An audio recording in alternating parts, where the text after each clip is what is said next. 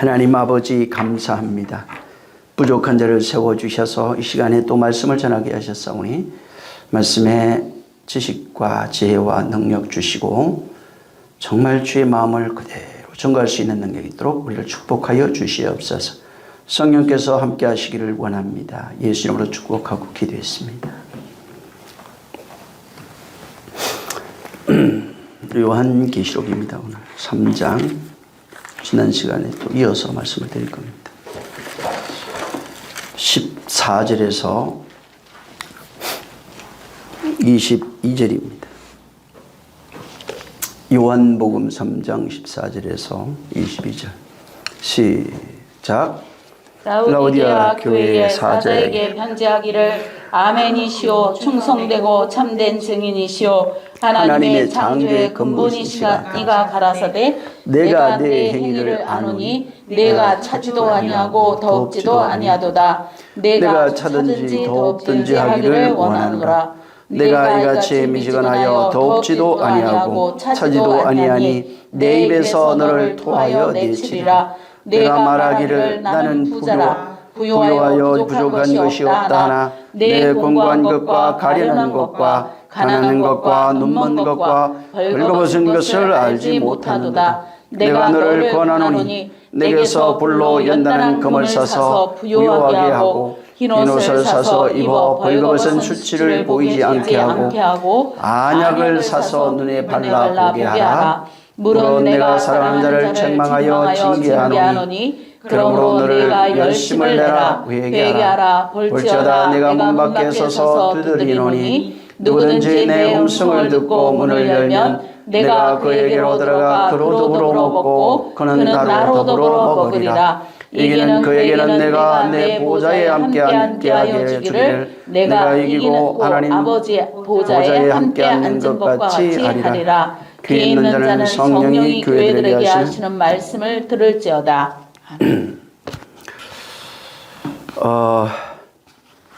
지난 시간에 또 말씀을 드렸지만은 교회라고 하는 그 공동체, 예수 그리스도의 지체라고 말합니다. 그분이 머리대에 있는 지체를 가리켜서 교회라고 합니다. 근데 오늘날 실상 많은 이들이 예수 그리스도를 머리라고 말합니다. 그러면서 나의 주, 나의 하나님이라고 고백하지만은 그것은 입술로는 나를 경외하는 겁니다. 하나님을 경외하는 마음은 내게서 멀도다. 왜 그러냐 하면은 많은 이들이 입술로 그렇게 나의 주, 나의 하나님, 나의 모든 것이라고 고백하는데 실상은 내가 주가 돼서 모든 것을 판단하고 생각하고 결정하고 신앙생활하는 것뿐만 아니라 모든 삶을 그렇게 살아가는 것입니다. 원래 교회라고 하는 것은 이 세상에 존재하는 하나님의 기관이죠. 그러니까 이 건물을 말하는 것이 아니라 성도 자체를 말하는 겁니다. 그 성도는 왜 이 세상에 두시냐 하면은 하나님이 말씀하신 그 언약이 그 안에 세워지고 또 그 언약으로 인해서 성장하고 하나님의 그 언약이 성취되어지는 성전이 되기를 그가 원하시기 때문에 바로 교회라고 하는 기관 자체를 이 세상에 두시는 겁니다. 교회는 이 세상에서 환경적으로나 육체적으로 혹은 그런 어떤 질적으로 성장하는 그런 것이 아닙니다. 오늘날 교회가 질적 어떤 모양, 외형, 건물이라든가 숫자 하는 이런 것들에 치중해서 그 성장이 마치 하나님이 복 주신 것처럼 그렇게 이해하고 가르치고 있지만 실상은 인간이 가지고 있는 그 욕망 혹은 목사의 욕망, 그 단체의 욕망이 투영돼서 다른 교회보다 혹은 남들보다 더 많은 숫자를 만들어내고 싶고 또 다른 교회보다 더 큰 교회를 짓고 싶어하는 바로 그 모습이 인류 교회 역사의 모습으로 그대로 나타나고 있는 것입니다. 하지만 성경에서 말하고 있는 교회는 이미 성경 속에 수많은 사람들이 나타나고 있고 그들에게서 하나님이 언약하신 그 내용이 반드시 하나님은 언약하신 것을 그 사람을 통해서 언약을 믿고 의지하는 그 사람에게서 이루어내고야 만다는 것을 보여주고 있는 것입니다. 그래서 교회는 세상에서 번영, 어떤 성장이라고 하는 그것보다는 이런 것들이 전부 다 무너지고 그걸 구약에는 모형으로 바벨탑이라고 말합니다. 그것을 무너뜨리신 이후에 하나님의 뜻이 세워지는 것을 바로 교회라고 말합니다. 하나님의 약속이 실현되는 것을 교회라고 말합니다. 그래서 교회는 하나님의 세상 말로 한다면 하나님의 뜻 혹은 하나님의 욕심, 욕망이라고도 할 수 있겠지만은 그런 표현은 쓰진 않습니다. 그러나 그 하나님의 뜻이라고 하는 그것이 실현되기를 바라는 장소예요. 세상의 욕망, 사람들의 욕망이 투영돼서 실현되는 것이 아니라 하나님의 마음에 있는 것들이 그 사람 속에 투영돼서 나타나서 실현되기를 바라는 것이 바로 교회의 모습입니다. 일곱 교회라고 하는 이 계시록에 있는 교회들 마찬가지입니다. 그 속에 일곱 교회라고 하는 그 모형으로 보여졌지만 실상은 우리라고 말씀을 드렸고, 일곱 교회 속에 하나님의 뜻, 하나님의 언약, 약속, 하나님의 마음, 그렇게 표현되어 있는, 나쁘게 얘기한다면 욕망, 하나님의 욕망이라고 하는 것이 투영돼서 그 교회에서 실현됨으로 그가 생명을 가진 교회가 되길 원하는 겁니다. 복이 있는 교회가 되기를 바로 원하는 겁니다. 그래서 교회라고 하는 것은 이 언약책, 이 이제 성경인데 이 언약을 통해서 하나님의 뜻이 어떻게 실현되고 설명되어지고 있는지를 보여주는 것이 이 성경책입니다. 첫 번째 나타난 것이 7의 언약, 7이라는 숫자를 말하는 것이 아니라 창세기 1장에 2장 4절까지 있는 그 7의 언약입니다. 이 언약이 창세기 1장 1절을 통해서 펼쳐진 내용으로 그렇게 이것이 언약이다, 이렇게 이루어낼 것이다 하는 그 언약이 있고, 그리고 그 창세기에서 그 7의 언약이라고 하는 것을 창조로 설명하고 있는 겁니다. 창조로. 왜 그렇게 하냐면 우리를 당신의 아들, 당신과 같은 자로 창조해야 되기 때문에 그렇게 창조라는 것을 통해서 설명하고 있고, 그 다음에 구약 성경이 이제 말라기까지 있는데 이 창세기부터 말라기까지 있는 내용도 마찬가지입니다. 7의 언약이 어떻게 실현되고 펼쳐지고 이루어지는지에 대한 그 내용을 담고 있는 겁니다. 그래서 창세기 우리가 잘 알고 있는 1장에 이미 베레시트라고 하는 그 언약의 내용이 창세기 1장 1절에 있는 내용이 2절부터 해서 2장 3절까지 그렇게 계속 보여지고 있고, 그 속에 하나님의 언약, 이렇게 너를 완성할 거야 라고 하는 내용을 그대로 거기 담아 놓은 겁니다.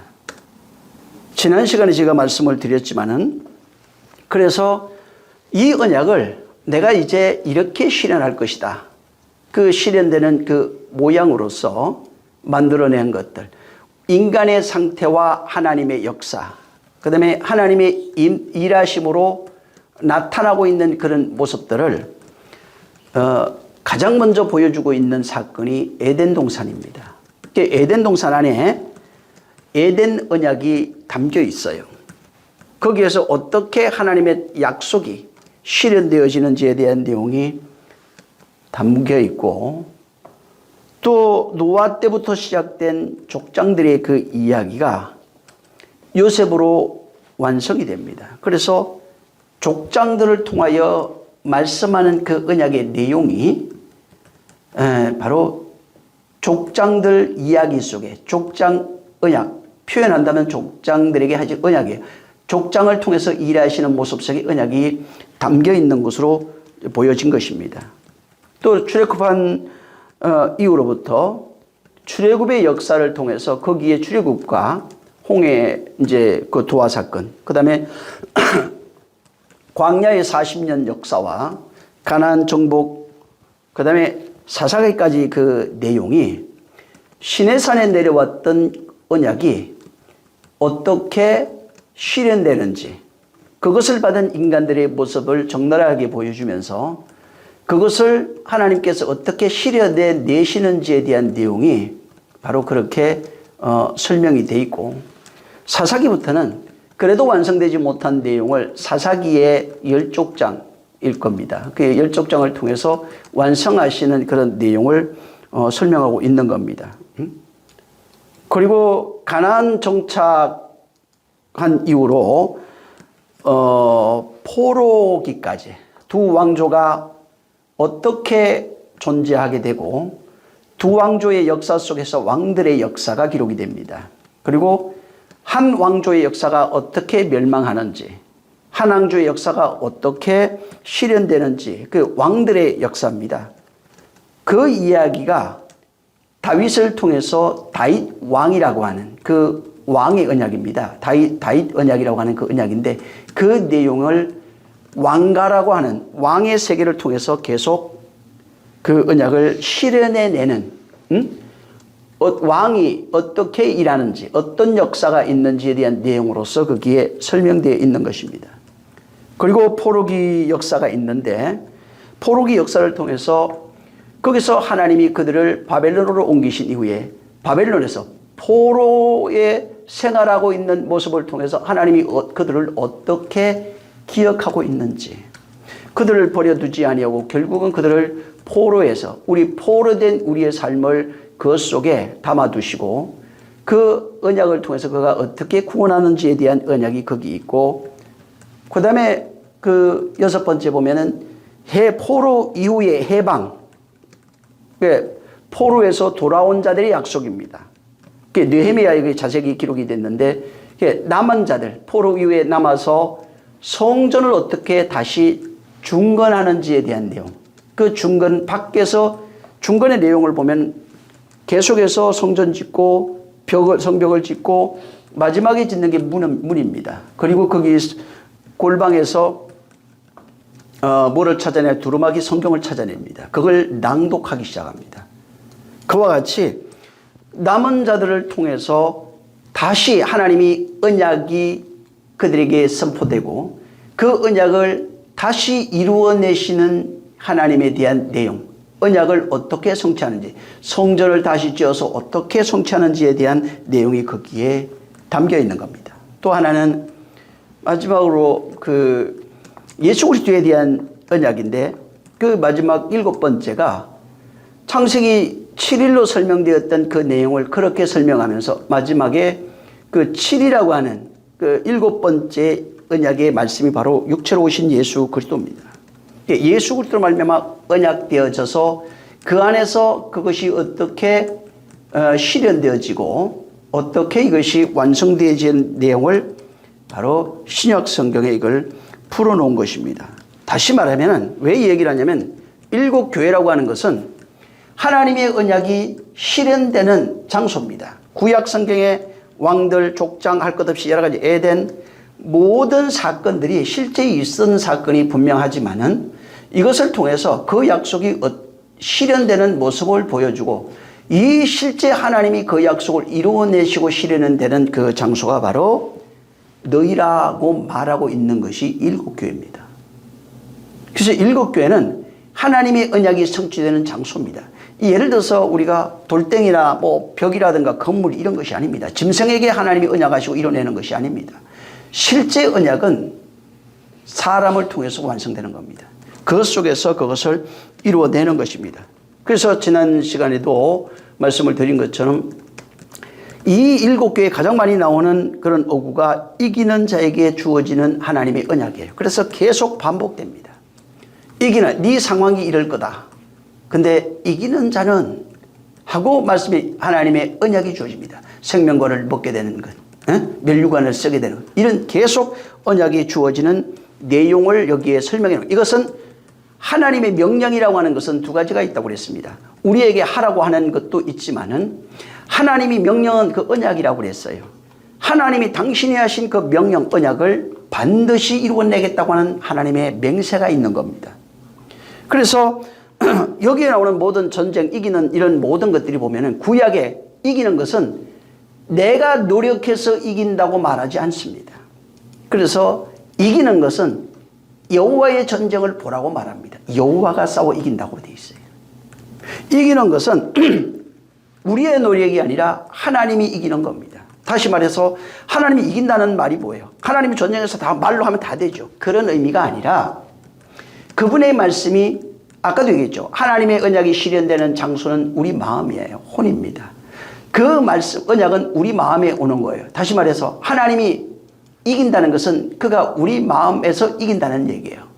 우리의 말씀, 그가 하신 그 언약이 내가 가지고 있는 모든 사상, 교훈, 철학, 율례와 법도 같은 것으로 살아가고 있는 나를 새 언약, 진리라고 하는 그 말씀이 들어와서 그것을 깨달아 내 것이 되었을 때 바로 그 말씀이 나를 이기는 겁니다. 그것을 여호와가 이긴다고 말하는 겁니다.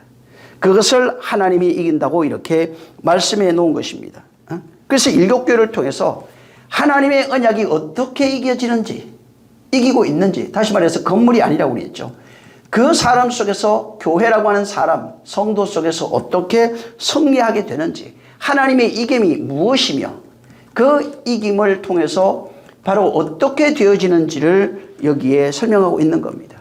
그래서 이스라엘이라고 하는 것을 모형을 두고 이스라엘 역사, 사람들, 문화, 그 속에 젖어 있는 그 이스라엘 역사의 모습을 통해서 이스라엘이 너야 얘기를 하면서 이스라엘에게 하나님의 언약이 떨어진 이후에 하나님이 이스라엘을 통해서 언약을 이루어 가신 내용을 담고 있는 겁니다. 그래서 이 교회, 이스라엘이라고 하는 교회의 모습 자체가 모형인데 하나님의 언약이 그 안에 주어지고 난 이후에 이스라엘 안에서 어떻게 그 언약을 이루는지에 대한 모형이 구약에 전체 펼쳐져 있는 겁니다. 그래서 이스라엘이라고 하는 그것은 민족이 맞습니다. 그걸 부정하면 안 돼요. 민족도 맞고 역사도 있는 겁니다. 이스라엘 역사가 맞아요. 하지만 그걸 모형으로도 놓고 이스라엘은 인류의 제사장 지파라고 그랬어요. 그것입니다. 그에게 언약을 주시고 그 언약이 이스라엘에게 주신 언약이 이스라엘을 어떻게 이겨가고 계시는지, 만들어가고 계시는지, 언약이 어떻게 이겨서 성취되어지고 있는지에 대한 약속을 구약 성경 전체 하나님의 언약이 이 언약을 받은 이스라엘에게 그대로 나타나고 있는 겁니다. 그래서 여기에도 지금 계시록에 지난번에 봤지만 2장 7절에도 이기는 자에게는 낙원에 있는 생명나무의 과실을 주었기에, 그러니까 하나님이 이겨야 되는 겁니다. 하나님이 내가 이기는 게 아니에요. 내가 싸워서 이기고 막 이런 게 아니라고요. 하나님의 언약이 이기는 것이 바뀌는 겁니다. 옛사람이 새사람이 되는 것은 하나님의 언약이 내 안에서 나를 이겨야 되는 겁니다. 옛사람으로 살아가고 있는, 옛성품으로 살아가고 있는 자를 이기는 거예요. 그걸 자라고 하고 혼이라고 하고 옛사람이라고 표현하고 있는 겁니다. 그런 이기는 자, 하나님의 언약이 내 안에 이기면, 성취되면 이런 거예요. 이루어지면 이거예요. 하나님의 언약이 이루어진 자, 성취된 자, 낙원에 있는 생명나무의 과실을 주워 먹게 당연히 먹죠.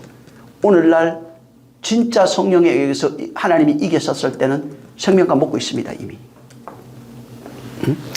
에베소 교회도 마찬가지입니다. 2장 10절 11절에 이기는 자는 둘째 사망의 해를 받지 않습니다. 에베소 교회가 아니고 서머나 교회. 에베소 교회는 아까 얘기한 것처럼 생명나무에 있는 과실을 먹을 수 있는 그런 자격이 있어요. 생명나무는 뭐예요? 에베소 교회는 이미 창세기 나오는 아담과 하와를 얘기를 합니다.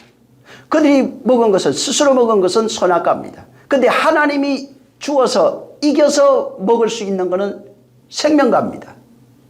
에베소 교회를 통해서 그걸 말씀하고 있는 거예요. 그리고 거기에서 첫사랑을 말하고 있는 겁니다. 첫사랑을 우리가 말하는 사랑합니다 이런 의미가 아니에요. 하나님의 약속이 성취되어지는 것. 그 약속이 뭐예요?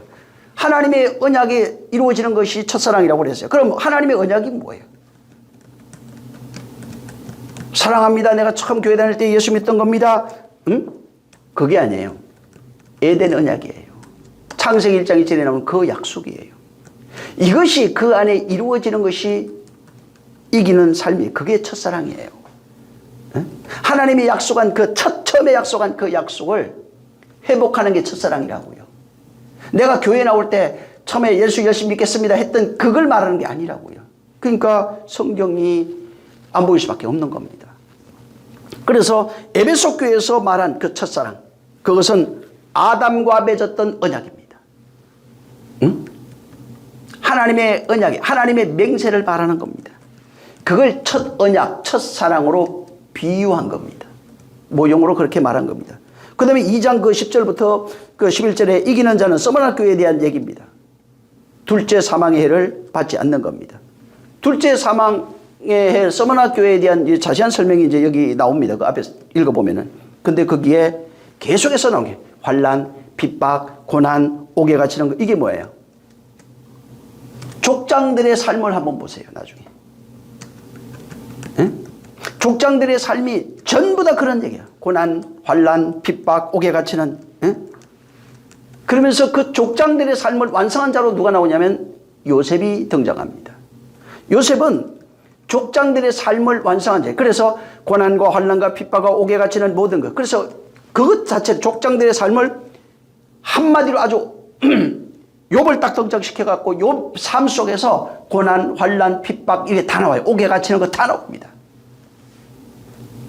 그러면서 욥이 이렇게 이것을 통해서 완성된 자로 나오는 거야 한 것이. 그래서 나중에 완성된 왕의 총리 되신답니다. 그러면서 양식을 관장하는 자가 되는 것입니다.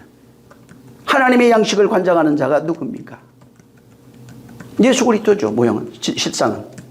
다시 말해서 이들은 모형이에요. 환난 속에서 무슨 환난이에요? 10이라고 하는 환난이에요. 10이라고 하는 환난이 어디에서 보여지고 있냐면 애굽에서 보여집니다. 거기에서 보여진 그 환난이 바로 죽음으로 완성이 됩니다. 그 10가지가 마지막 그래서 죽음이 나옵니다. 장자의 죽음으로 완성이 되는 그 내용이에요. 그래서 죽도록 충성하라가 다른 것이 아니라 다나토스 피스토스야. 죽는 믿음이에요. 죽음으로 완성되어지는 그 믿음. 그래서 그 피스토스라고 하는 이 단어가 믿음이라고 하는 번역인데 그 믿음이라고 하는 단어 속에 믿음된 자가 충성된 자, 신실한 자, 거룩한 자, 의로운 자 이렇게 번역이 되어 있는 거예요.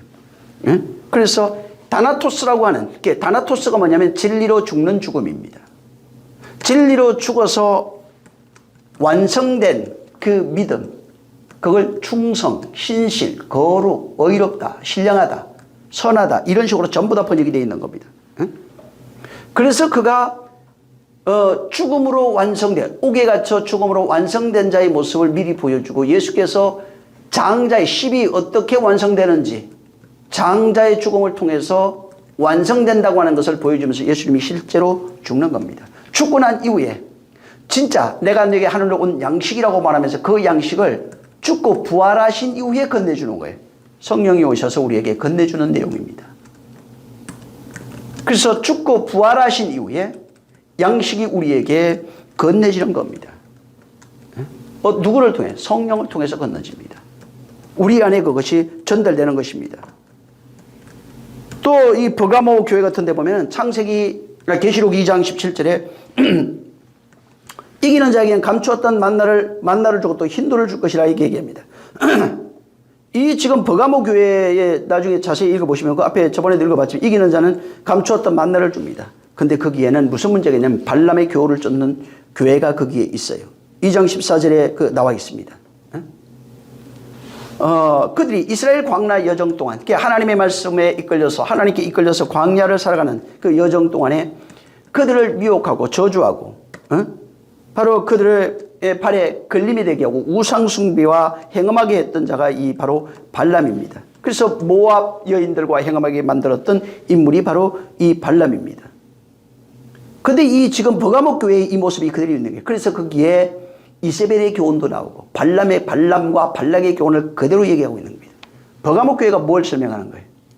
이스라엘 광야 여정의 삶을 그대로 보여주고 있는 겁니다. 그러면서 광야 여정, 시내산의 언약에 대한 내용을 그 뒤에 그대로 담고 있는 겁니다. 계시록 2장 26절에 이기는 자에게는 만국을 다스리는 권세를 주겠다고 두아디라 교회에 말합니다. 두아디라 교회에게 주신 것은 만국을 다스리는 권세예요. 이거 왕의 권세를 상징하는 것입니다. 근데 이 왕의 권세가 성경에 어떻게 나오냐면 이스라엘 왕국 시대에 대표적인 왕 두 사람이 나오는데 다윗 왕이라고 하는 존재하고 아합 왕입니다. 왜 이 두 사람으로 비유를 했냐면 다윗 왕은 하나님이 세워서 그는 정말 선지자요 제사장이요 왕의 권세를 가지고 있는 이스라엘이 지금 기다리고 있는 메시아상이 그 모습이었어요. 다윗 왕과 같은 모습인데 그 다윗 왕은 다윗의 뿌리, 다윗의 자손 뭐 이런 게 나오잖아요. 그와 같이 왕으로 오신 예수 그리스도, 제사장으로 오신 예수 그리스도, 선지자로 오신 예수 그리스도를 상징하고 있는 게 다윗 왕입니다. 근데 그의 대조되는 인물이 바로 아합 왕입니다. 아합 왕은 이세벨과 관련이 되어 있는 인물이에요. 이 지금 두아디라 교회는 이기는 자에게는 만국을 다스릴 수 있는 권세를 주겠다는 것입니다. 바로 이 두아디라 교회가 다윗 왕과 같이 이스라엘 왕정 시대에 있었던 그 이야기, 이세벨의 모습을 하고 있는 교회 안에 집중된 이세벨의 사상을 쫓는 발람과 발락과 이세벨의 기후를 쫓고 있는 교회의 모습을 통해서 이것들을 이기는 자는 다윗 왕과 같은 왕의 권세를 주겠다는 것입니다. 예수 그리스도 하나 되어 왕의 권세를 가진 자. 4대 교회 같은 경우에도 마찬가지입니다. 3장 2절에서 5절 이렇게 보면 남은 자 이렇게 돼요. 5절에 이기는 자는 흰옷을 입는다. 내가 그 이름을 생명책에 반드시 어리지 아니하고 그 이름을 내 아버지와 그 천사들 앞에 시인하리라 이렇게 되어 있어요. 4대 교회에 주신 약속이 흰옷을 입는 겁니다. 여기 보면 남은 바라고 해요. 남은 자들에 대한 약속이에요. 이스라엘 포로 시대를 상징해요. 거기에서 포로 생활하고 있는 그들, 하나님이 그들을 돌아본다는 것입니다. 남아서 죽게 된 것을 통해서 여기 저 4대 교회에 남은 바 죽게 된 것을 굳게 하라. 남은 바 죽게 된 자들이에요. 포로 생활 가운데 이미 포로로 죽어가고 있는 그들, 죽게 된 그들.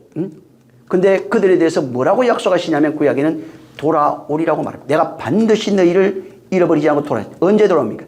70년 뒤에 돌아옵니다. 하나님의 언약이 완성되면 돌아오리라는 거예요.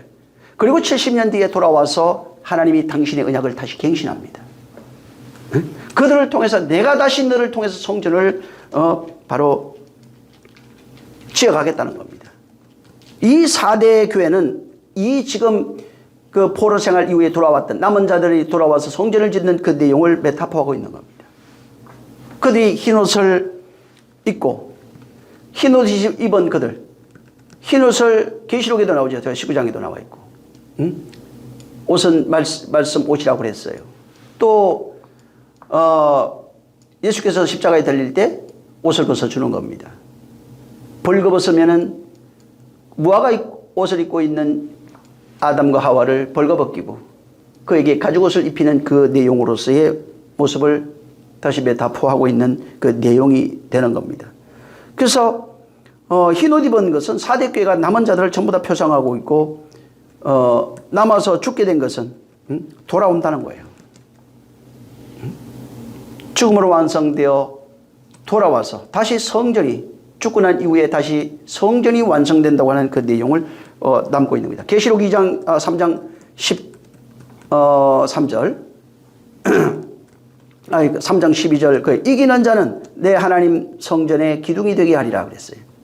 하나님의 성 곧 하나님 하늘에서 내 아버지께로부터 내려오는 새 예루살렘의 이름과 나의 새 이름을 그 위에 기록하리라. 이게 빌라델피아에 대한 내용이에요. 빌라델피아 교회는 하나님의 성전 기둥이 되게 하겠다는 겁니다. 하늘의 성, 하늘에서 내려오는 새 예루살렘. 뭐를 구약에서는 이것을 어떻게 표현해놨냐면 포로에서 돌아와서 이스라엘 성전을 재건하고 있는 이스라엘의 회복된 모습을 여기 이렇게 표현해 놓은 겁니다. 성전을 짓기 위해서 돌아오는 그들을 그 예언이 그렇게 성취된 모습들을 여기에 다시 한번 설명하고 있는 거예요. 그래서 그 위에 하나님의 에스겔 예레미야에게 새 언약을 주시고 에스겔에 보면은 성전 환상이 나오는 겁니다. 이 언약을 통해서 성전이 어떻게 회복될지에 대한 내용을 거기에 담고 있어요. 그래서 내가 보니 그 문이 닫혔는데 문을 돌아가서 보니까 성벽이 허물어져 있고 이런 얘기들을 계속 거기에 하고 있고 다시 또 성전이 세워지고 재건되고 하는 그런 내용들을 거기에 담아 놓은 겁니다. 이 내용은 에스겔이 봤던 환상의 내용, 교회 성전 재건 내용이 교회 건물 재건한다는 내용이 아닙니다. 이걸 잘못 이해해서 오늘날 많은 사람들이 지금 제3성전 세워지는 그 내용, 이걸 이제 그렇게 이해하고 있는데, 실상은 성도 각 사람 속에 세워지는 성전, 하나님의 말씀이 실현되는 그 성전, 언약이 세워지는 그 성전 이야기를 거기에 담아놓은 겁니다. 물론 어떤 이 세상에도 하나님께서 율법 세계에 속해 있는 자들에게 역사와 그 하나님의 뜻이 실현됨으로써 어떻게 이것이 실현되는지를 세상 어떤 현실을 통해서 보여주는 것도 맞습니다. 그걸 부정할 수는 없어요. 하지만 그것은 모형이라는 겁니다. 그건 모형이에요. 아무리 이 세상에 어떤 그 문자적으로 보여질 때 적그리스도가 먼저 세워지고 또 성전이 세워지는 내용들이 나옵니다. 아마겟돈 전쟁이 일어나고 하는 이런 것들이 나옵니다. 그것이 있다고 할지라도 문제는 그것이 아니라는 겁니다. 그것을 통해서 무엇을 말하고 싶으냐 하는 거예요. 실상은 전쟁이 너희 안에 바로 있기 전에 어떤 일들이 너희 안에서 일어나고 있고, 그리고 전쟁이 일어나고 있고, 다시 그 전쟁에서 성전이 파괴되고 진짜 성전에 주님이 와서 앉는 이런 내용들이 보여지는 모형만을 말하는 게 아니라는 겁니다. 우리 속에서 실현되고 있는 하나님의 그 약속, 아까도 얘기했지만 하나님의 말씀은 몸밖에 역사 속에서 실현하려고 그러는 게 아니에요. 그건 모형이에요. 진짜 실현하고 싶은 것은 성도 안에서 이루어지는 그 내용을 바로 담고 있다는 것입니다. 그래서 바로 이 모든 이 7교회를 통해서 말씀하고 있는 이기는 자들에게 주시는 그 언약이라고 하는 약속은 성령을 통해서 우리 마음 속에서, 다시 말해서 내가 태어나서 살아가는 인생이라고 하는 역사 속에 이루어내시는, 반드시 이루어내시는 하나님의 언약을 여기에 담아놓고 이걸 환상으로 표현해 놓은 겁니다. 환상과 모형으로 표현해 놓은 겁니다. 라오디아 교회도 마찬가지인데 3장 21절에 이기는 자에게 내 보좌에 함께 주기를 내가 이기고 아버지의 보좌에 함께 하리라 하는 약속이 있어요.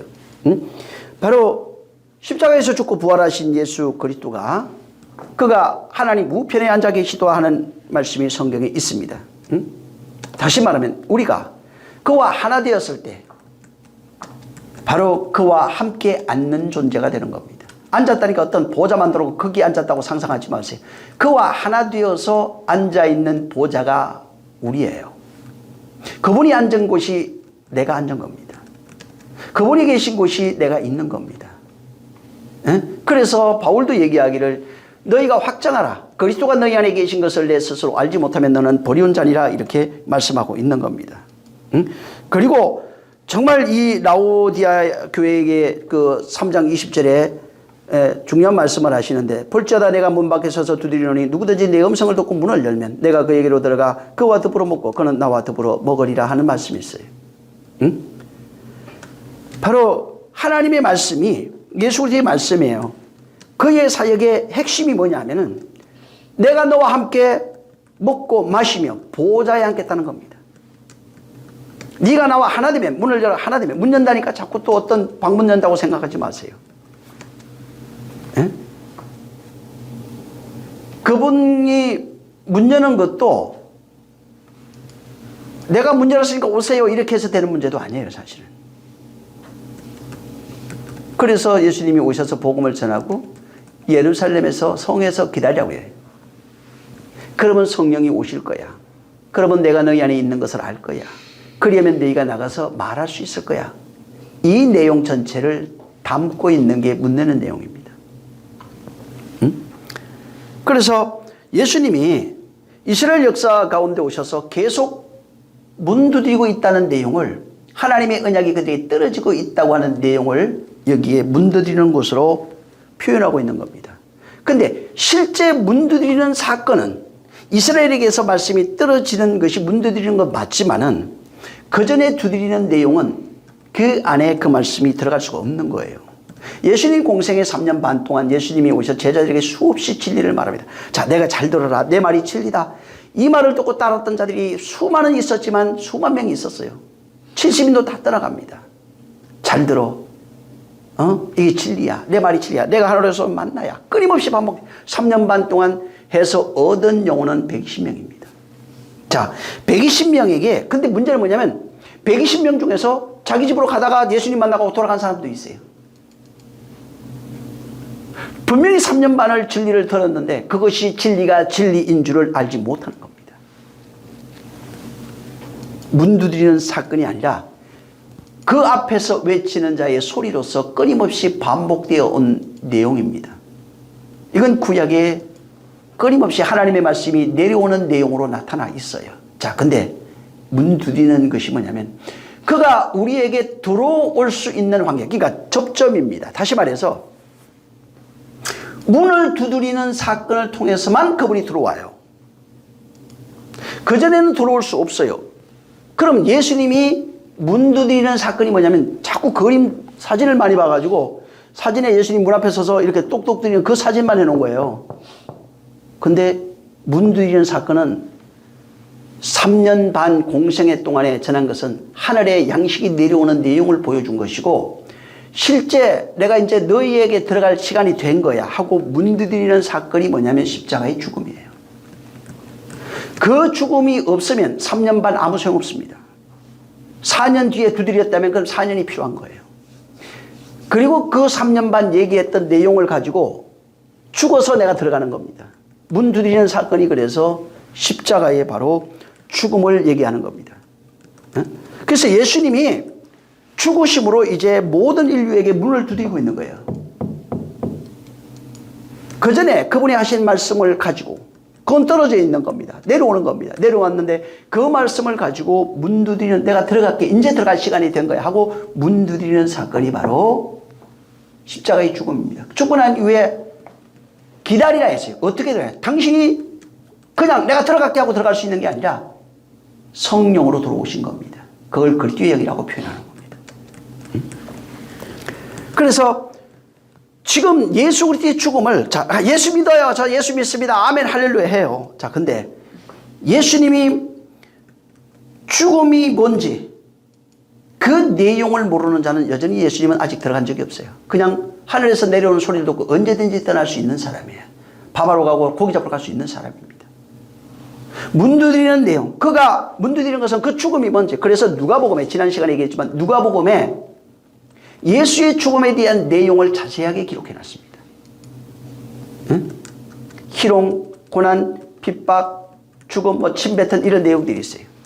비웃음 이런 내용이 있어요. 그 내용이 뭔지를 알아야 됩니다. 비웃었다니까 그냥 비웃었습니다 이런 게 아니에요. 희롱이 뭔지, 성경에 희롱에 대해서 해놨어요. 비웃음이 뭔지 해놨어요.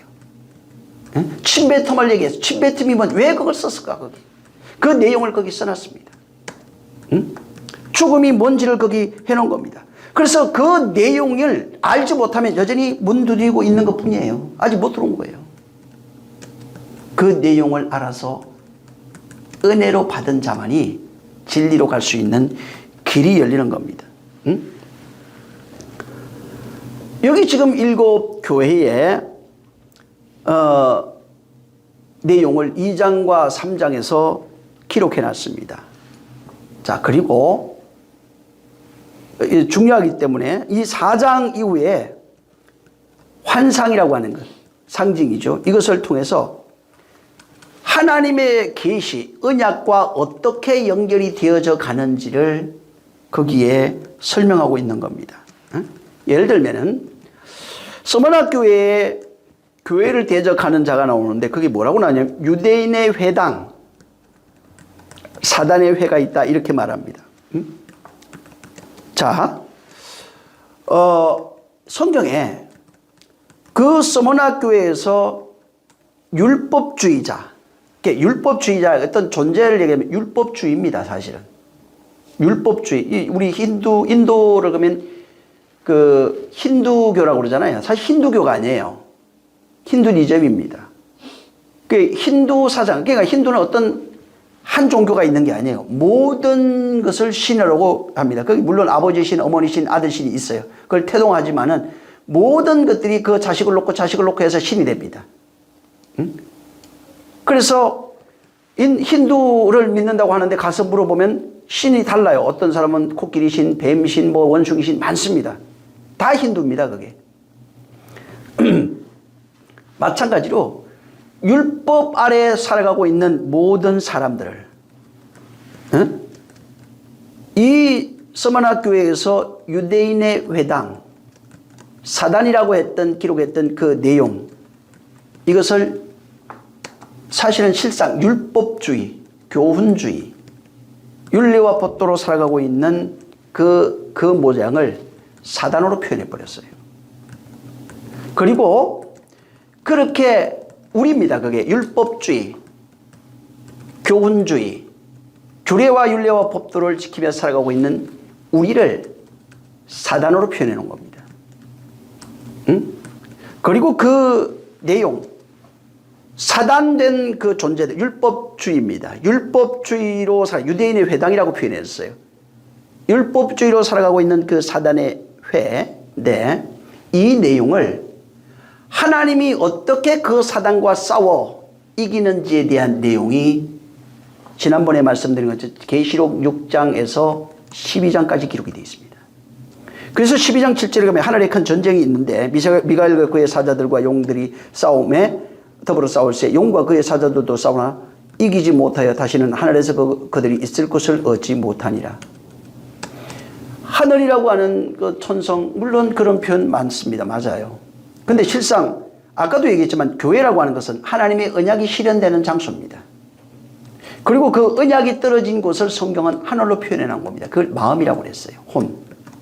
거기에 하나님의 언약이 떨어져서 어떻게 싸워서 이기는지, 그런 내용들을 계속해서 여러 가지 뭐예요. 사단, 뱀, 용, 뭐 마귀, 별의별 표현으로 이것을 여러 가지 표현으로, 그때 모양은 조금씩 달라지는데 그렇게 표현해 놓고 있는 겁니다.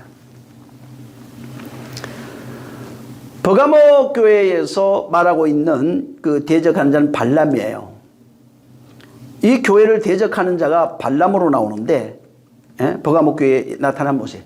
이 발람이 계시록에 다음에 이제 공부할 때 나오겠지만은 13장에 가면은 짐승으로 나옵니다. 두아디라 교회를 대적한 자는 이세벨입니다. 아까 얘기했지만 버가모 교회를 대적한 건 발람이에요. 발람이 짐승으로 나와서 짐승이 어떻게 되는지에 대한 내용이 13장에 기록이 되어 있고, 두아디라 교회는 대적한 건 이세벨이에요. 그래서 이세벨이 어떻게 되는지에 대한 내용이 이세벨과 이스라엘이 행음하게 한 존재입니다. 근데 그 내용이 계시록 17장에 음료로 나타납니다. 이세벨을 음료로 표현해서 그 음료가 거기에 이세벨입니다.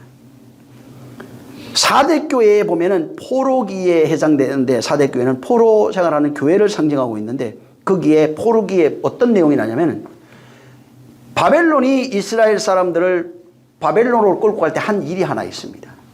성전을 대파시킵니다. 돌 위에 돌도 남지 않게 완전히 해파해버립니다.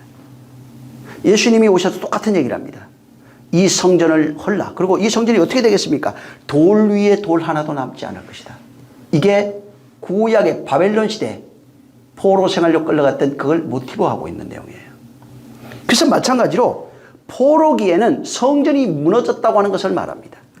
우리가 바로 세상에 포로된 자, 율법에 포로된 자를 상징합니다. 율법에 포로된 자는 성전이 없어요. 해파된 모습이에요. 성전이 무너진 것을 말합니다. 그래서 계시록 18장에는 바벨론 성, 성이 무너져야 되는, 인간의 의로 세워지는 그 성이 무너지는 겁니다. 자기 의로 세워지는 그 성이 무너지는 겁니다. 하나님의 성전은 회파되고,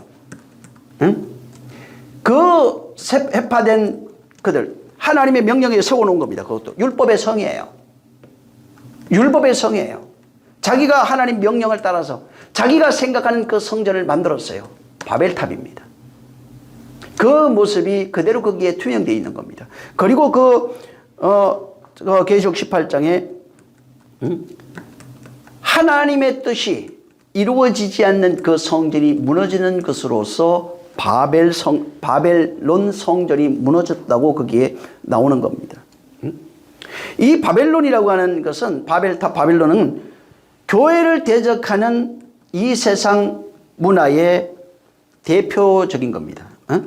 그래서 이 세상 문명을 대표하는 모습으로 그렇게 메타포돼서 나타나고 있는 것이 바로 이 바벨론 성전이에요. 그래서 성경에는 성경이 말하는 바벨론 성전을 한마디로 만약에 얘기하라면은 옛 성전입니다. 자아로 살아가고 있는 옛 성전, 율법으로 살아가고 있는, 좀 다르겠죠. 이방인은 뭐 자아라고 얘기할 수 있겠죠. 이스라엘은 율법이라고 할 수 있겠죠. 그리고 거기에서 자아가 만들어 놓은 그 신에게서 섬기며, 그를 섬기며 따르며 스스로 만족하고 살아가고 있는 게 발람의 교훈을 쫓아서, 이스벨의 교훈을 쫓아서 바로 우상 숭배하며 행음하는 자의 모습들을 그대로 상징해 놓은 것입니다. 오늘날 교회로 만약에 얘기를 한다면 이제 문제가 있는 것이 뭐냐면, 자, 예수님이 죽고 부활하신 이후에 예수님이 4년 반 공생하고 계시고 예수님이 죽었어요. 그리고 3일 있다 부활하십니다. 그리고 제자들에게 보이시고 40일 동안 이 세상 계시면서 말씀하시고, 그 다음에 열흘 이후에 성찬하고 열흘 이후에 성령이 임하시는 내용이 나옵니다. 자, 근데 그리고 뭐라고 그 전에 약속을 하셨냐면 내가 다시 올 거라고 말합니다. 그리고 그날에 성령이 오시는 그날에 내가 너희 안에 있는 것을 너희가 알리라고 말합니다. 그래서 이게 먼저입니다. 자, 문제는 뭐냐면 예수님이 분명히 성령이 오신 후에 너희 안에 있는 것을 너희가 알게 된다고 말했는데, 오늘날 수많은 교회가 뜰에서 죄를 질 때마다 혹은 어떤 일이 있을 때마다 예수님을 잡아다가 성전에 다시 달아놓습니다.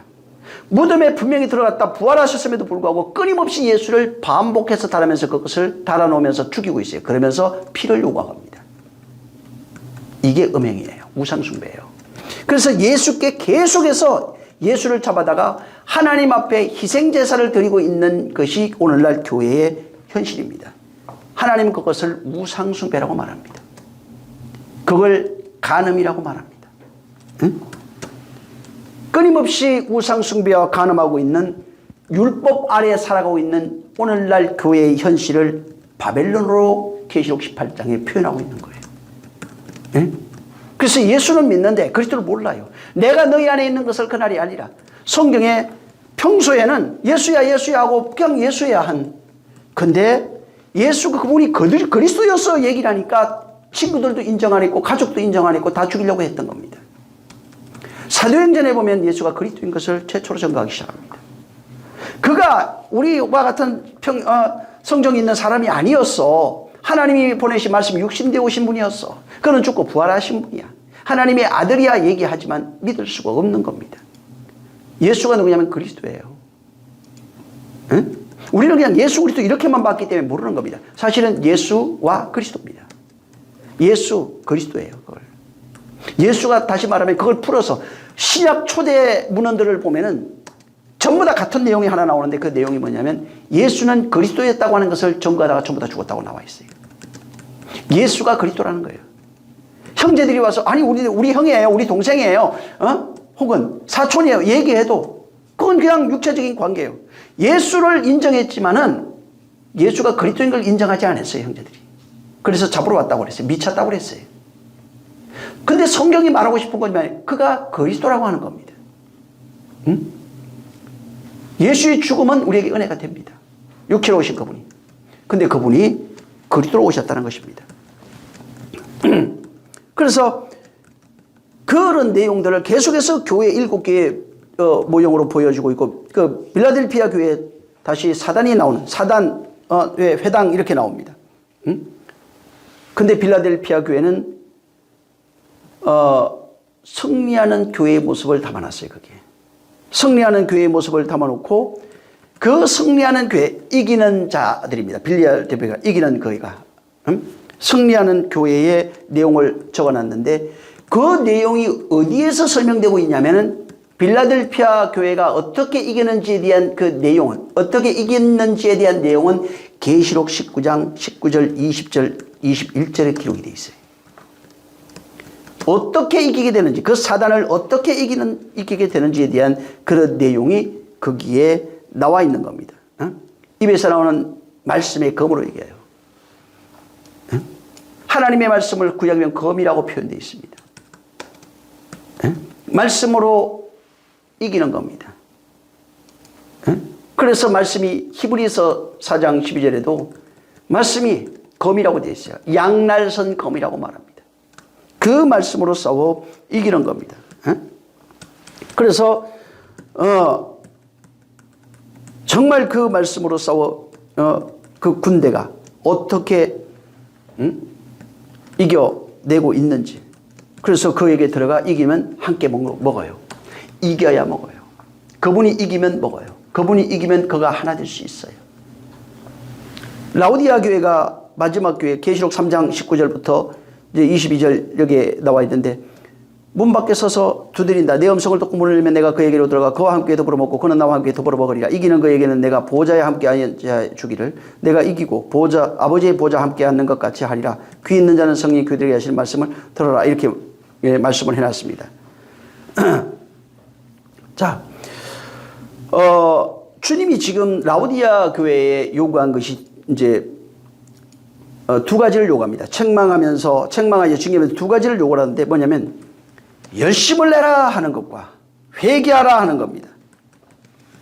이게 현재 명령법인데 하나님이 인간에게 요구하는 어떤 그런 인류 도덕, 인간의 윤례와 법도 이런 일에 열심 내라는 얘기가 아닙니다. 육신의 일에 어떤 열심을 내라 이런 게 아닙니다. 또 내가 이렇게 말했는데 네가 열심을 내가지고 그거 잘 지키면 내가 복 주고 안 지키면 내가 저주하겠다 하는 그런 내용이 아니에요. 아까도 얘기했지만 하나님의 명령은 언약이에요. 다른 말로 얘기하면 하나님의 계시는 약속이에요. 누구에게 말하고 있냐면 건물에게 말하는 게 아닙니다. 하나님의 언약, 하나님의 약속은 나에게 말하는 게 그 구약에는 이스라엘을 메타포한 겁니다. 이스라엘 백성을 통해서 하나님의 약속을 이스라엘에게 한 겁니다. 그리고 그 약속을 받은 그에게 어떻게 그분이 역사하는지에 대한 내용들이 거기에 담겨 있는 것입니다. 그래서 여기에 열심을 내라, 너희가 회개하라 명령하신 것 자체가 내가 너로 열심을 내게 하겠다. 그 명령 자체가 하나님과 같이 움직이는 내용이에요. 내가 너로 회개케 하겠다. 다시 말해서 하나님의 언약이 담겨 있는 내용이에요. 그냥 명령하고 회개해, 열심히 내 이것이 아니라 하나님의 언약은 하나님의 맹세라고 그랬어요. 하나님이 함께하는 내용입니다. 함께하는 내용. 하나님이 그 약속을 함께 이루어내는 내용입니다. 그래서 거기에 열심을 내라, 회개하라 말씀하시고 20절에 뭐가 나오냐면 열심을 내, 회개하면서 가만히 있는 게 아니에요. 20절에 가면은 문 두드리는 예수의 모습을 담아놓은 겁니다. 열심을 내, 회개하면서 문 두드리는 모습. 아까 문 두드리는 게 뭐라고 얘기했잖아요. 이제 알려드렸잖아요. 죽음이에요. 열심을 내, 회개해. 나도 열심을 낼게, 회개해. 회개해. 응? 하나님의 회개, 예수 그리스도의 회개, 예수의 열심은 죽음이에요. 십자가의 죽음을 말하는 겁니다. 그래서 거기에 두드리다 하는 단어가 나오는데 이게 크로인데 이게 히브리어로 가면 나카라고 하는 단어입니다. 이게 뭐냐면 그 어디에 쓰냐면 물을 치고 반석을 칠 때 사용된 그 용어입니다. 다시 말해서 자 치는 거예요. 반석을 치고 바위를 때리고 물을 칠 때 물이 홍해가 갈라지고 반석에서 깨져 물이 나오는 겁니다. 뭘 얘기하는 겁니까? 예수께서 십자가에 죽는 모습이에요. 거기에서 옆구리에서 물 터져 나오는 내용들이에요. 응? 반석이 깨져서 물 나오는 내용이에요. 응? 전부 다 그 얘기입니다. 예수 그리스도의 죽음, 다시 말해서 그를 침으로 그가 죽는 겁니다. 누가복음 18장 예수의 죽음에 대한 그를 힘이 때리더라 하는 게 그런 내용이에요. 전부 다. 때리면 뭐가 나와요? 물 나와요. 물 나온 내용이 십자가에 죽었을 때 창에 찔려서 나오는 모습으로 그렇게 전부 다 보여진 것입니다. 누가복음 18장 32절 33절에 있는 예수의 죽음의 내용이 거기에 담겨 있는 거예요. 이 내용으로 문을 두드리고 있는 겁니다. 그리고 그 내용을 네가 알면은, 그걸 깨달아서 네가 가지면은 내가 너한테 있는 거야. 내가 들어간 거야. 그때부터는 내가 너와 함께 먹고 마시는 거야 라고 말하고 있는 겁니다. 그래서 고대 시대에 가면 음식을 같이 나눠 먹는 이런 거는 우리가 말하는 밥 함께 합시다 이런 내용이 아닙니다. 음식을 함께 나눠 먹는 것은 전부 다 구약에는 어디로 가냐면 여러분 혹시 그 제사 지내본 분 아실 거예요. 제사하고 뭐합니까? 음복이라고 그래요. 술을 같이 나눠 먹고 거기에 있는 밥을 같이 나눠 먹습니다. 뭐 비벼서 먹던. 응? 그와 같은 게. 그래서 음식을 나누다 하는 그 내용 자체가 어디서 가장 많이 쓰여지냐면 가정에서가 쓰여진 것이 아니고 제의적 용으로 사용된 겁니다. 이방 신에게 제사한 이후에 거기 제사 드린 음식들이 굉장히 많습니다. 그 음식을 제사한 모든 사람들, 양을 가져온 모든 사람들과 나눠 먹는 종교적 그 의식을 말합니다. 그래서 음식을 나눠 먹는다 하는 거는 그런 의식이 있는 거예요. 그래서 당시에도 일반인들 혹은 이방 종교를 가지고 있는 자들도 제사 이후에 그 음식을 같이 나누면서 뭘 했냐면 공동체 의식을 확인한 겁니다. 같은 신을 섬기고 있는 그런 공동체 의식을 공동체 그런 성을 확인하고 있는 거예요. 자, 예수님이 뭐라고 얘기를 하고 있냐면은 내 살을 받아 먹으라 내 피를 받아 마시라 합니다. 근데 그 전에 하나님이 그를 어떻게 말하고 있는가? 예수님이 그랬어요. 나는 죽으러 왔다. 너희에게 먹이러 왔다고 합니다. 양식으로 왔다고 그랬어요.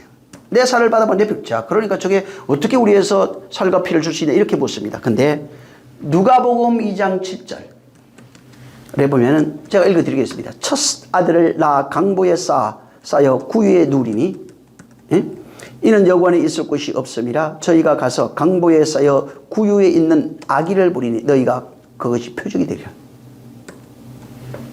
강보에 쌓여 있는 아기가 어디에? 구유에 있어요. 무슨 얘기입니까? 전에도 얘기했죠. 말구유라고 그랬어요. 우리를 짐승으로 표현해 놨습니다.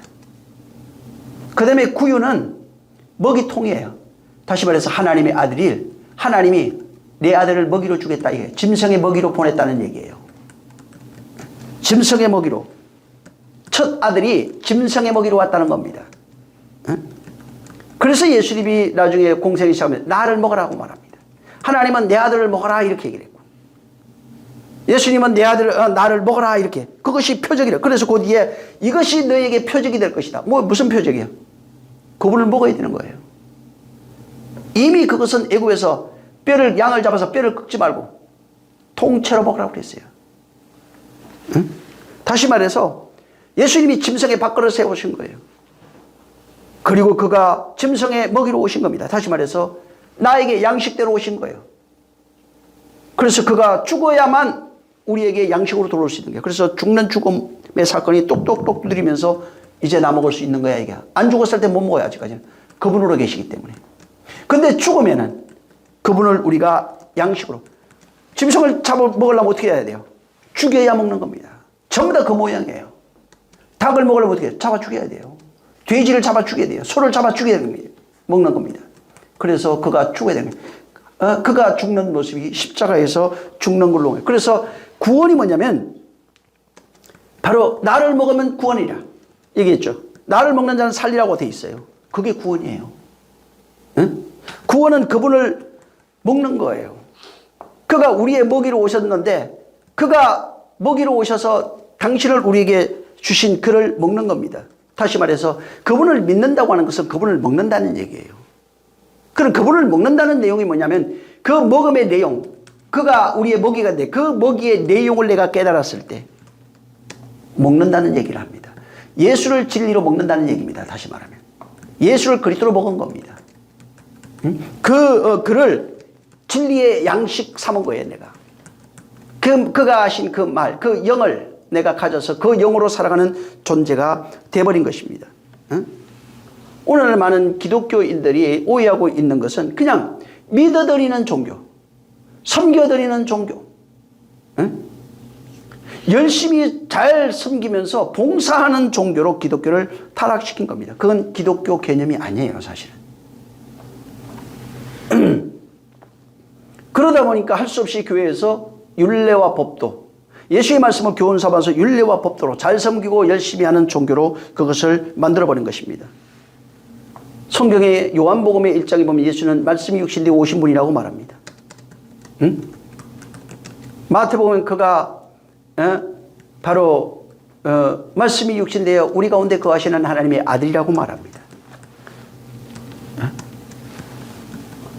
누가복음에 그가 여곽에 있을 것이 없어서 우리의 먹이로 오신 예수 그리스도의 양식으로 오신 그분을 말하고 있는 겁니다.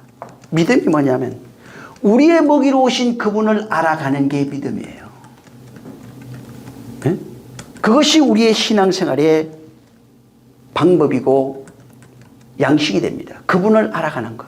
그래서 하나님을 알라 힘써 알라 내 백성이 나를 알지 못하여 멸망한다고 말합니다. 저는 몰라요. 됐어요. 이게 아닙니다. 하나님이 보내신 예수 그리스도를 모르면 예수를 그리스도로 모르면 망하는 겁니다. 알아가는 거예요. 그냥 믿는 것은 우상입니다. 음행입니다. 그분을 알아가는 거예요. 그래서 알았다는 게 그때 감사가 나요. 알아야 감사가 나와요. 아, 이렇게 하셨네요. 저렇게 하셨네요. 내게 베푸신 것이 이거였네요. 그래서 감사할 수 있고 찬양할 수 있고 열심을 낼 수 있는 겁니다. 오늘날 구속론 하는 자들이 잘못 가르치는 것 중에 하나가 뭐 11조 안 해도 되고 뭐 그런 얘기 들리더라고요. 또 뭐 예배 안 해도 되고 아닙니다.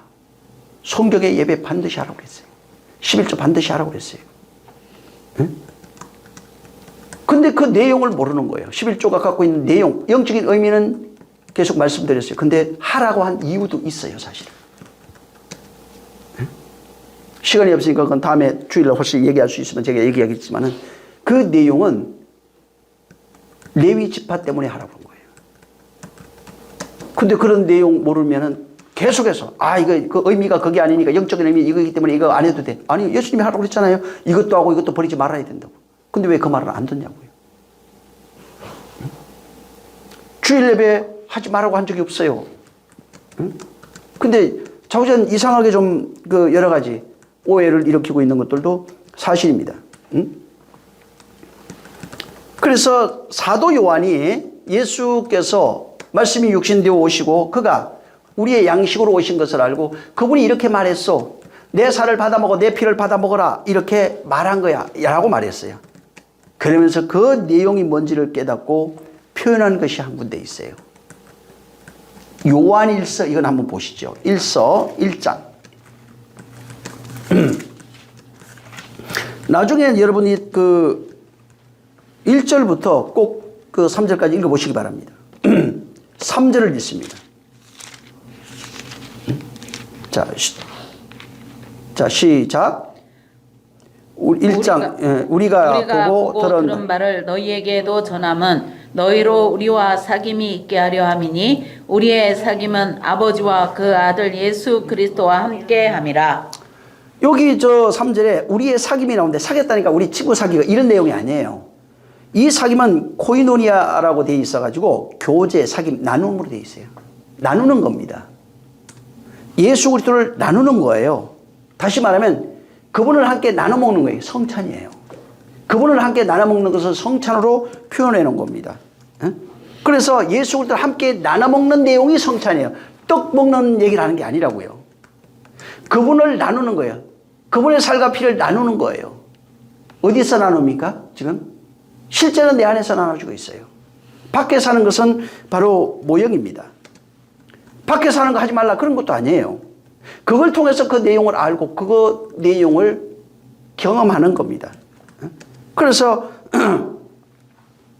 그분이 죽고 부활하신 후에 우리 안에 들어와서 그 말씀을 깨달아 내가 나와 함께하고 있는 상태가 나눔이라 이 말이에요. 그분과 내가 함께 나누는 겁니다. 그분의 것으로 내가 나눈 겁니다. 그분의 것으로 나눠지는 상태를 가리켜서 내가 영의 양식을 먹고 있다. 진리를 알았다. 깨달았다. 하나 되었다. 그분과 교제하고 있다. 그렇게 설명하고 있는 겁니다. 그래서 여기 요한복음 한번 보면은 14장인데 여기 두시고 여기 요한 1서에는 나눔으로 표현해 놨고 요한복음 14장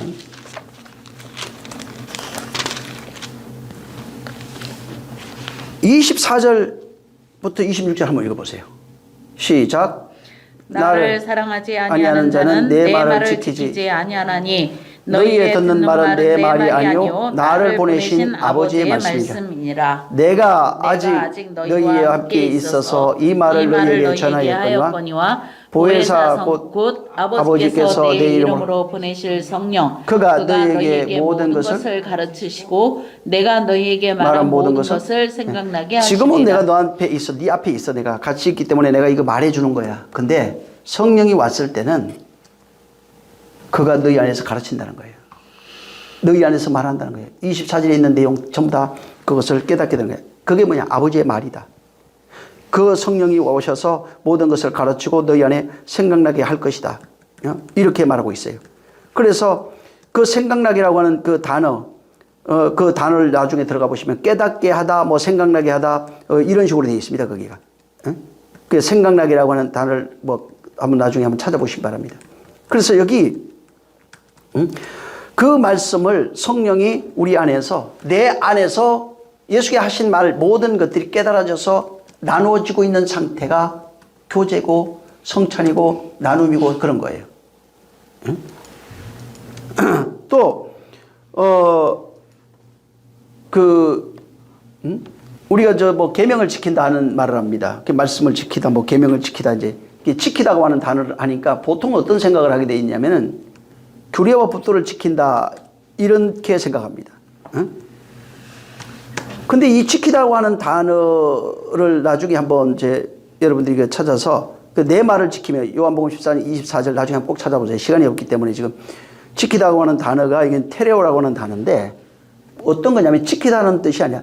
보존하다, 담다 이런 뜻으로 되어 있어요. 다시 말하면 거기 지키다가 24절 그 앞에 있는 내 말을 지킬 것이다. 내 말을 담다, 보존하다 이런 뜻입니다. 다시 말하면 예수님을 사랑한다면 네가 나를 사랑하지? 맞아? 그러면 내 말이 너희 안에 담겨 있을 거야. 너희 안에 보존될 거야. 이렇게 말하고 있어요. 근데 보존되는 그 말이 뭔 줄 알아? 아버지의 말이야 이 얘기예요. 너희 안에 담겨 있는 말이 뭔 줄 알아? 아버지의 말이에요. 그게 아버지의 말이다 이 말이에요. 그래서 여기에 아버지의 말을 내 안에 담고 나중에 그 한번 단어가 이제 에콘데 한번 찾아보시고 지키고 테레오고 교제가 코이노니아입니다. 그래서 여기에 담고 지키고 교제하고 고백하고가 이제 호몰로게오라고 되어 있는데 이게 성도의 삶이에요. 여기 딱 있는 24절부터 있는 내용이 이게 성도 안에서 일어나고 있는 삶을 그대로 여기 문장 속에 집어넣어 버린 거예요. 아버지의 말을 그날에는 성령이 오시면 내가 한 말인데 그게 아버지의 몰래 말이었어. 근데 내 말이야. 이게 성령이 오시면 너희 안에 담겨질 거야. 그리고 너희 안에 보존될 거야. 그 다음에 이게 너희 안에서 그것으로 나하고 교제할 거야. 코이노야. 너희 안에서 교제가 일어날 거야. 그리고 그 교제하고 난 이후에 너희가 고백하기 시작할 거야. 이게 전거예요. 여기 지금 요한복음 14장 24절부터 26절에 있는 내용은 또 다음에 한번 설명을 하겠지만 굉장히 중요한 내용이 담겨 있습니다. 그래서 여기 보면 이것을 실현하고 있는 이가 성령이라고 말합니다. 26절에. 이것을 실현하는 그 주체가 성령 하나님이에요. 보혜사 하나님이라고 나와요. 그분이 오시면은 예수께서 이 세상 계실 때 제자들에게 하신 그 말을 가르친다는 겁니다. 그걸 생각나게 한다는 겁니다. 그게 뭐예요? 그분이 양식을 먹이는 거예요. 성령이 그렇게 양식을 예수라고 하는 예수께서 오셔서 하신 양식을 그분이 그리스도라고 하는 그 양식을 우리에게 먹이시는 사건이 바로 그 얘기예요. 성령이 오셔서 우리 안에 계속해서 그걸 깨닫게 하는 겁니다. 그래서 그 안에 그분의 말, 곧 아버지 말이지만 예수께서 하신 말이에요. 그 말을 그분으로 교제하는, 누구하고 교제하는 겁니까? 물론 넓은 의미로 가면 형제끼리 세상에 있는 사람들도 교제하는 거 맞습니다. 그렇지만 먼저는 그분과 내가 교제하는 거예요. 내 안에서 그분과 내가 교제하고 누림이 되어졌을 때 그 교제가 다른 이에게 전거되는 것입니다. 그래서 바로 이 예수께서 십자가에 죽어서 문두드리는 이 사건을 통해서 그가 우리 안에 들어오면, 다시 말해 그 내용을 네가 알면, 은혜 받게 되면, 그 내용을 알게 되면 그와 함께, 너는 나와 함께 먹을 것이다, 나와 함께 누릴 것이다. 그리고 그것 자체를 계시록은 내가 너와 함께 있는 것이며 그것이 이기는 자가 되는 것이다. 네가 나와 함께 있으면 네가 이기는 자가 될 것이다. 만약에 네가 이기는 자가 되면은 오늘 이 본문에 있는 것처럼 보호자에 앉을 것이다 말하는 겁니다. 응? 보호자에 앉는 자가 될 수 있는 거예요. 그리스도와 함께 보호자에 앉는 것입니다. 응? 그래서 교회, 실상은 성도, 바로 또 저와 여러분입니다. 응? 그와 함께 나누는 자, 그가 들어와서 그를 담아, 그 말을, 그 진리예요. 성령으로 깨달아 담으면 그분과 함께 교제하게 돼 있고, 이제부터는 그분과 함께 누리는 삶을 사는데 이걸 이기는 자다. 이것을 가리켜서 보호자에 앉아 있는 삶. 다시 말해서 말씀을 나누는 것을 통치라고 표현해 놓은 겁니다. 그분과 하나 되어 앉아 있는 모습, 그분이 내 안에 앉아서 교제하고 있는 모습, 통치하는 모습이에요. 나를 통치하는 모습이고, 또 내가 그 안에서 이루어져서 이제 말할 수 있는 누림이 됐을 때, 나눠주는 자가 되면 그분과 내가 함께 통치하는 그 모습을 보호자에 함께 앉는 것으로 이렇게 표현해 놓은 겁니다. 그래서 사람들이 잘못 이해하면 통치, 그러니까 이 세상의 왕들이 혹은 뭐 김정일이 같이 임금들, 대통령이 막 나라를 지배하고 통치하는 그런 것으로 생각하고 있지만, 보호자는 하나님 그리스도의 통치가 교회 안에서 일어나고 있는 그 사실을 바로 나타내는 것이고, 또 그와 같이 그렇게 그의 통치가 이루어짐으로써 교제되어 누림으로 누림이 세상에 그를 증가하는 것을 말하는 거예요. 누림으로 나타났을 때 바로 보호자에 앉아 있다. 네가 나와 함께 보호자에 앉아 있다고 말하는 겁니다. 그래서 왕이라고 하는 것은 다스리는 자라 할 때 다스리니까 막 마음대로 한다 이런 얘기가 아니라 섬기는 자를 왕이라고 그래요. 성경은. 뭘로 섬깁니까? 하늘의 양식으로 섬기는 거예요. 예수님이 섬김이 뭐예요? 십자가에 죽어서 우리의 먹이가 된 게 섬김이라고요. 그 내용을 담고 있다는 겁니다. 우리의 섬김이 뭐예요? 우리도 진리로 그를 섬기는 겁니다. 먹이는 거예요. 그 섬김이 그리스도의 보호자, 그분의 통치가 이루어지고 있는 겁니다. 그래서 교회가 그리스도를 전가하는 것은 바로 성령이 임하신 이후에 우리가 열심을 내서 교회를 위해서 열심히 봉사하고 일한다고 하는 그런 개념이 아니고, 쉽게 말하면 진리를 담는 겁니다. 내 안에. 진리를 담고 담겨있는 그 진리로 성찬하며 교제합니다. 나눔이라고 그랬어요. 나누는 겁니다. 그 다음에 그 나눔이 누림이라고 하는 고백으로 실현이 될 때, 누림이라고 하는 고백으로 실현이 될 때 바로 진리의 증거자, 그리스도인이라고 하는 삶을 살아갈 수 있는 겁니다. 그래서 아들과 아버지가 내 안에, 아버지께서 내 안에 있어 할 때, 아버지께서 내 안에 있어서 당신의 말로 예수님이 아버지와 누림을 교제하며 누림을 누리고 있는 겁니다. 그와 같이 너희도 아버지가 내 안에 있고 내가 아버지 안에 있는 것처럼 너희도 바로 내 안에 있고 내가 너희 안에 있으면은 아버지와 내가 교제하며 누림을 갖는 것처럼 너희도 누림을 누리게 될 것이라는 겁니다. 그러니까 아들과의 누림, 교제 속에 그 누림인데 그 핵심이 뭔 줄 아느냐? 사랑이다, 이렇게 표현해 놓은 거예요. 네? 아버지와 아들이 사랑으로 하나 되어 있어요. 아버지가 안에 있고 내가 아버지 안에 있느니라. 이와 같이 그게 사랑이다. 그 안에 아버지의 말로 누림이 있다. 자, 근데 너희와 나의 누림은 너희가 내 안에 있고 내가 너희 안에 있어서 아버지가 한 그 말, 내가 한 그 말, 곧 진리라고 말해요. 그것으로 너희가 교제가 이루어지면 핵심은 사랑이에요. 응? 그래서 성경에 있는 모든 것들이 하나님의 안식이라고 하는 그 안식 속에는 그 누림이 있는 겁니다. 근데 문제는 정말 하나님의 언약이라고 하는 건 명령, 하나님의 명령 속에는 그분의 일하심이 명령할 때 이미 그 마음속에 그분의 맹세가 있는 거예요. 그분의 뜻과 약속이 있는 것입니다. 그래서 그 맹세를 하나님이 지킬 테이니, 어디에? 너희 안에서 지킬 테이니, 너희 안에서 그 맹세가 지켜져서 너희가 누림이 되면은 교제가 되고 누림이 담아서 교제가 되고 누림이 되면은 하나님의 역사가 너를 통해서 나타난다고 말하고 있는 겁니다. 그래서 우리가 하나님을 위해서 열심히 일한다고 하는 것이 아니라 하나님이 우리를 통해서 일하시겠다고 하는 것이 계시록에 나와 있는 내용들이에요. 성경 전체에 나와 있는 내용입니다, 사실은. 하나님이 어떻게 교회에게 맹세하고 그것을 지켜내는지에 대한 내용이 여기에 담겨 있는 겁니다.